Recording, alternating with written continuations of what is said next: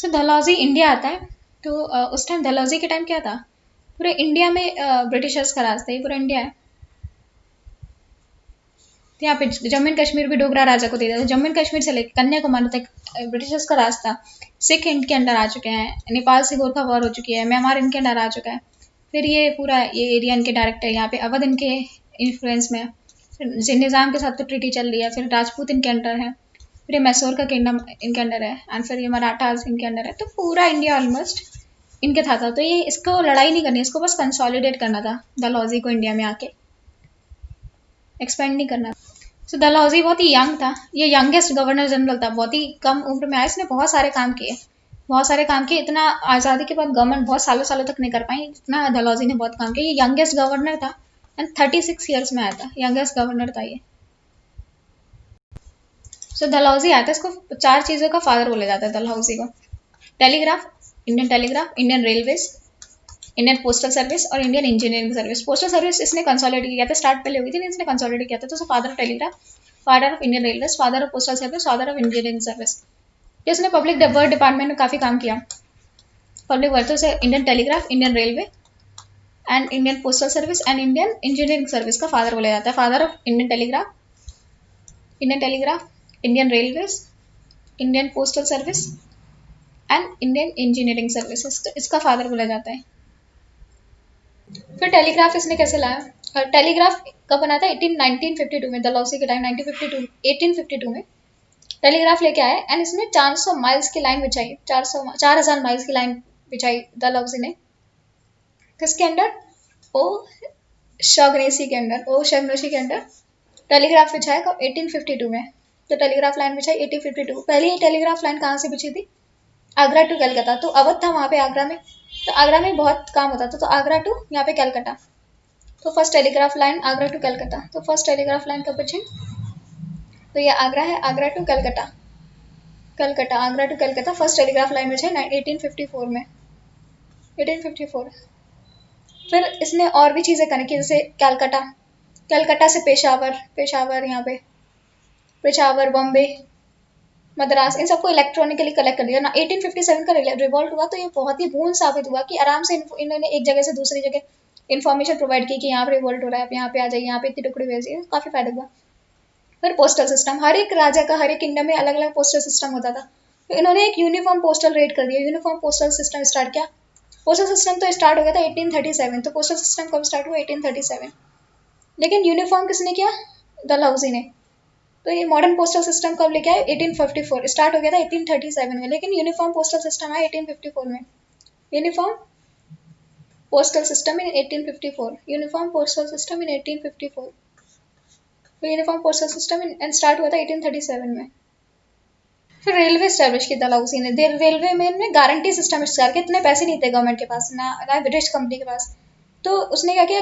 Guarantee system start किया कि हम 5% इंटरेस्ट में आपको पैसे वापस करेंगे। तो इसलिए काफ़ी इन्वेस्टमेंट लाए रेलवे में किया।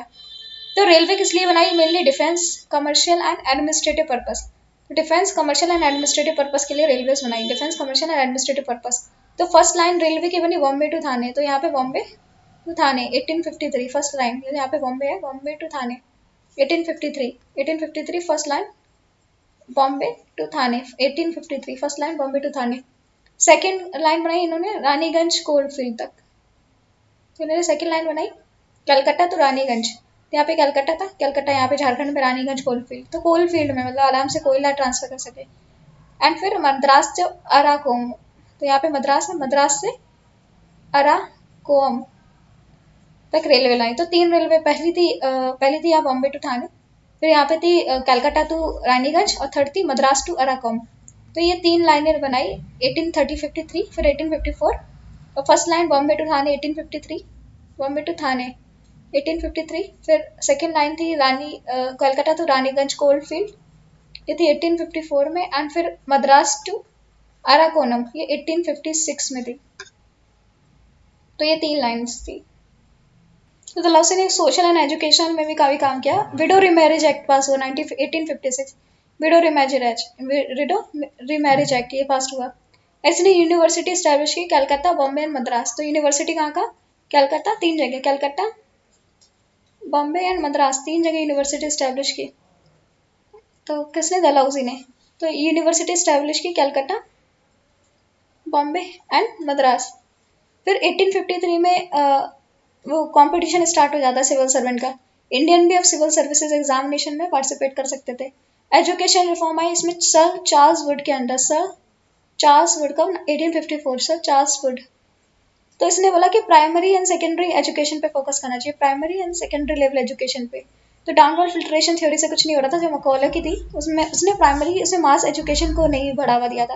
तो यहाँ पे पहली बार प्राइमरी एंड सेकेंडरी एजुकेशन की बात की वुड चार्ल्स वुड ने।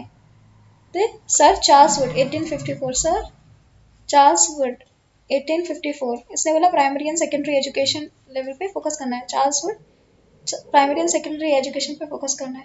फिर इसने इंडियन इंजीनियरिंग सर्विस का फाउंडेशन रखा, इंडियन इंजीनियरिंग सर्विस का। PWD पब्लिक वर्क डिपार्टमेंट बनाए। अपर गंगा कैनाल, जो इंडिया में अपर गंगा कैनाल बनाई, तो हरिद्वार से स्टार्ट होती है यहाँ पे, अपर गंगा कैनाल बनाई इसने। एंड बहुत सारे फंड दिए इसने, कैनाल और रोड्स, बहुत सारी कैनाल्स एंड रोड्स बनाए। PWD के बहुत काम किए पब्लिक वर्क डिपार्टमेंट में। एंड इसने ब्रिजेस बनाए, बहुत सारे ब्रिजेस कंस्ट्रक्ट किए। और IIT रुड़की भी डलहौजी के टाइम बना था। IIT रुड़की सबसे पुराना IIT रुड़की, ये इसके टाइम बना IIT रुड़की। तो उसने काफी एडमिनिस्ट्रेटिव रिफॉर्म किया, इसने कंसोलिडेट किया British rule in India, consolidate किया पूरा। उसने सेंट्रलाइजेशन की पॉलिसी अपनाई कि लाइक सेंट्रलाइजेशन ज्यादा होना चाहिए पूरा, क्योंकि सेंट्रलाइजेशन वैसे भी बढ़ता जा रहा था। तो सेंट्रलाइजेशन की उसने पॉलिसी अपनाई। उसने काफी नई टेरिटरी एक्वायर की नॉन रेगुलेशन सिस्टम के हिसाब से। नॉन रेगुलेशन हो रहा है वहाँ पे, नई नई टेरिटरी ऑक्यूपाई कर ली। एंड वहाँ पे कमिश्नर अपॉइंट कर दिया to deal with administrative problem. तो एडमिनिस्ट्रेटिव प्रॉब्लम से डील करने के लिए कमिश्नर अपॉइंट कर दिया वहाँ पे। और तो कमिश्नर मतलब डिस्ट्रिक्ट मजिस्ट्रेट। तो पूरे इसने एरिया को डिस्ट्रिक्ट में डिवाइड किया, और हर एक डिस्ट्रिक्ट में डिस्ट्रिक्ट मजिस्ट्रेट रखा, जो डायरेक्टली रिस्पॉन्सिबल होगा गवर्नर जनरल ऑफ इंडिया में। गवर्नर जनरल ऑफ इंडिया को रिस्पॉन्सिबल होगा। सेंट्रलाइजेशन बढ़ाई। एंड जो इनको कुछ justice, police and land revenue की पावर दे दी डिस्ट्रिक्ट मजिस्ट्रेट को। तो डिस्ट्रिक्ट मजिस्ट्रेट को justice, police and land revenue की पावर दी। तब से डिस्ट्रिक्ट मजिस्ट्रेट की पोस्ट बहुत इंपॉर्टेंट है, from Dalhousie time, justice, police and land revenue. फिर मिलिट्री रिफॉर्म में क्या किया, मिलिट्री रिफॉर्म।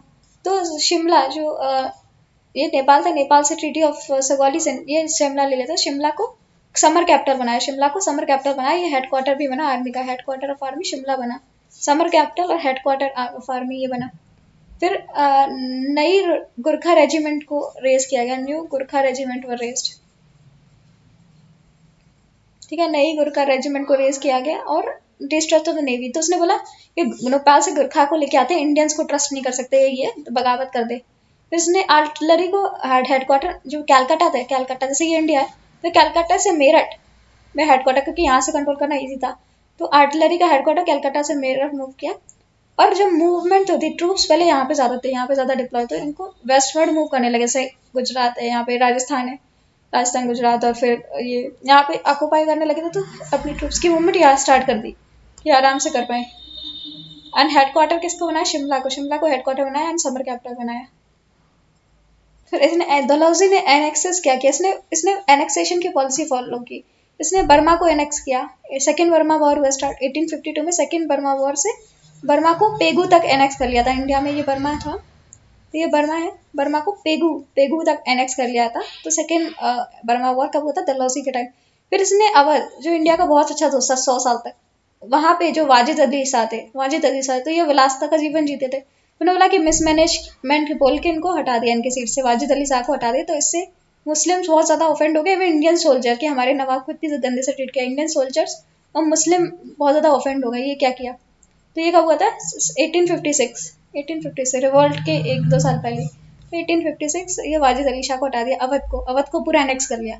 फिर पंजाब को एनेक्स कर लिया, पंजाब को एनेक्स कर लिया। सेकेंड एंग्लो सिख वॉर होता है 1848 में, तो इन्होंने पंजाब को एनेक्स कर लिया सेकेंड एंग्लो सिख वॉर में, डलहौजी टाइम हुआ था। तो ये एनेक्सेशन थे। बर्मा को एनेक्स कर लिया सेकेंड बर्मा वॉर में, एंड अवध को एनेक्स कर लिया वाजिद अली शाह को हटा के, और पंजाब को एनेक्स कर लिया सेकेंड सिख वॉर में। सो डलहौजी ने फॉलो की doctrine of lap.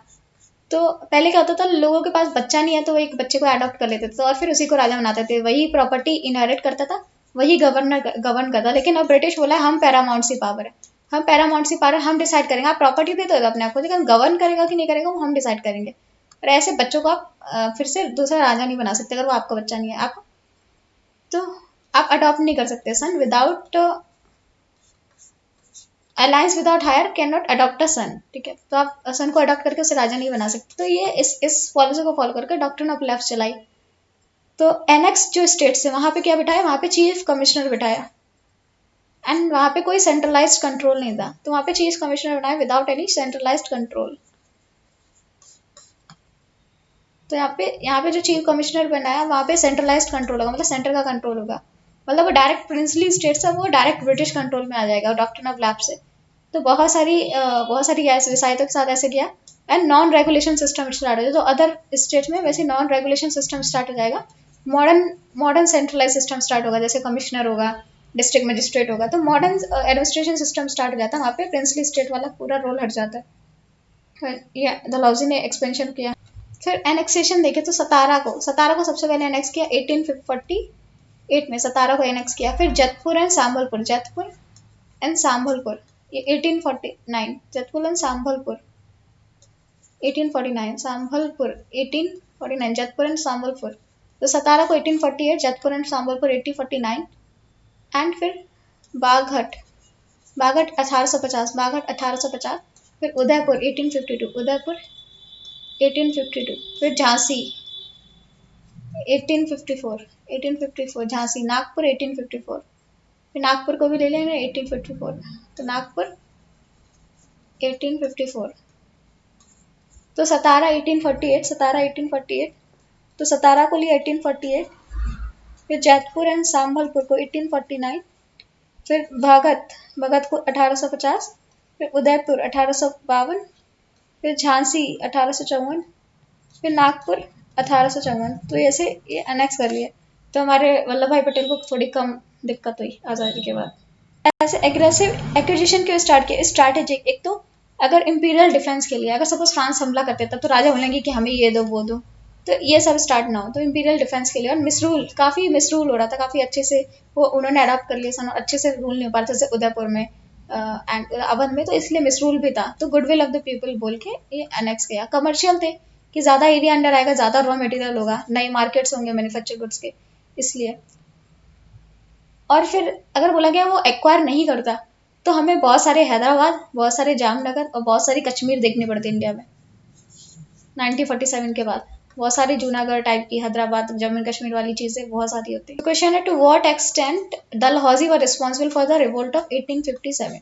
So to what extent he was responsible for the revolt of 1857?